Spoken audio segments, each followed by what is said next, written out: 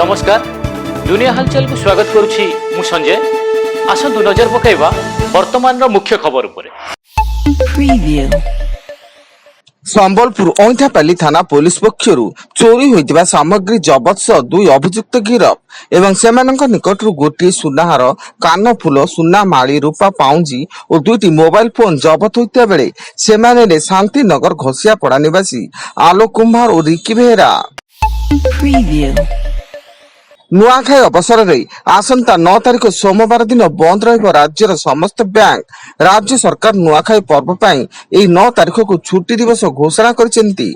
तेणु एई दिन राज्यर समस्त बैंक एवं अन्य बैंकिंग संस्था गुड़िक बंद रहिबो।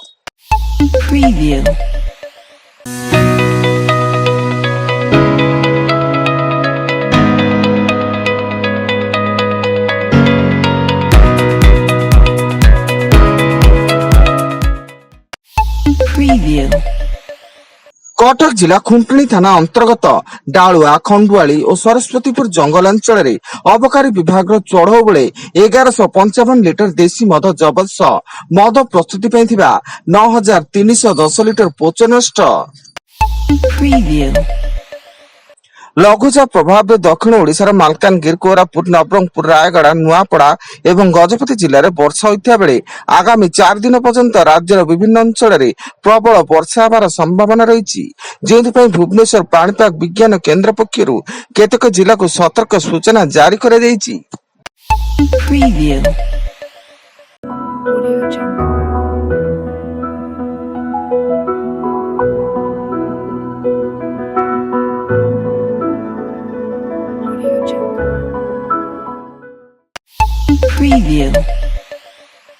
संबलपुर धनुपाली थाना पुलिस पक्षरु एक बाइक लुटेरा गैंग 5 जन गिरफ एवं सेमानंक ठारू 11टी चोरी बाइक जबत होइता बेले चोरी गाड़ी मध्यरु गोटी स्कूटी 8टी बाइक और 2टी द्रुतगामी मोटरसाइकल।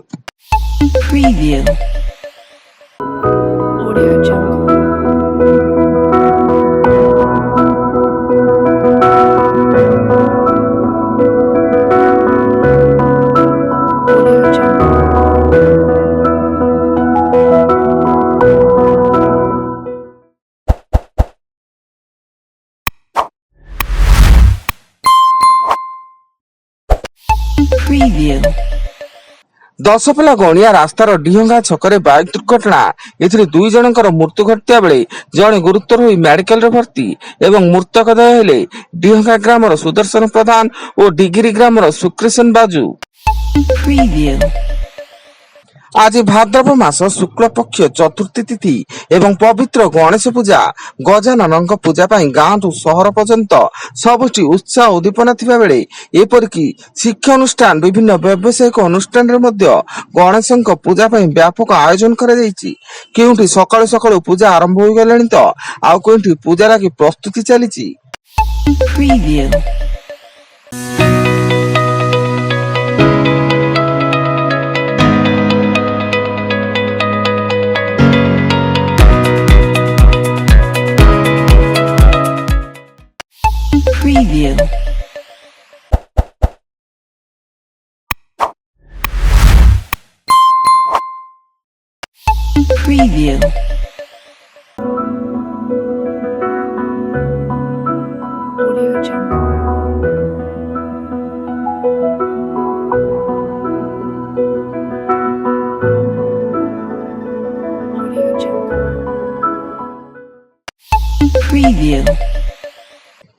भुवनेश्वर राजधानी महात्मा गांधी मार्ग में सुभद्रा सचेतनता रथर शुभारंभ करिसेंती मुख्यमंत्री मोहन चरण माझी। यह कार्यक्रम रे उप मुख्यमंत्री प्रभाती परिड़ा, एकराम विधायक बाबू सिंह, मेयर सुलोचना दास और मुख्य शासन सचिव मनोज आहूजा प्रमुखों उपस्थित मुख्यमंत्री यार शुभारंभ करिसेंती।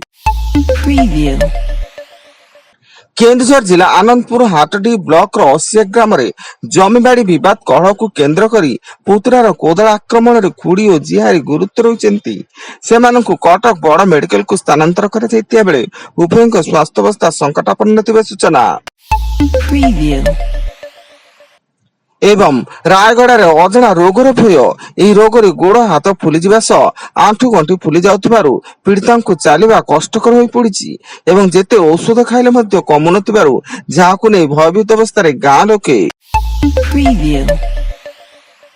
ବର୍ତ୍ତମାନ ପାଇଁ ଏତିକି। ଅଧିକ ନ୍ୟୁଜ ଅପଡେଟ୍ସ ପାଇଁ ଭିଜିଟ୍ କରନ୍ତୁ ଆମ ୱେବସାଇଟ୍ www.duniahalchal.in। ଧନ୍ୟବାଦ।